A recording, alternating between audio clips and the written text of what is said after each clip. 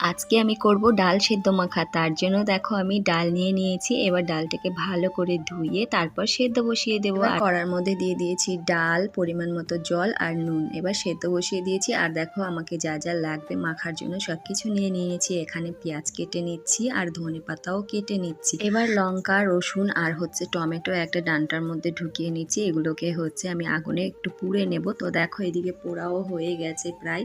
তারপর দেখো আমার ডালটাও সেদ্ধ হয়ে গেছে ভালো করে। এবার নামিয়ে নিয়েছি। আর এদিকে দেখো সমস্ত উপকরণগুলো কেটে নিয়েছি। একটু নুন নিয়ে নিয়েছিলাম কারণ ডাল সেদ্ধ করার সময় নুন দিয়েছি। আর সর্ষের তেল দিয়ে দেখো ভালো করে এবার সবকিছু আমি ভালো করে চটকে আর কি মেখে নিচ্ছি। তো এগুলো মাখা হয়ে গেলে তারপর আমি ডালের মধ্যে দিয়ে ভালো করে মিক্স করে নেব। তাহলে আমাদের ডাল সেদ্ধ মাখা রেডি হয়ে যাবে।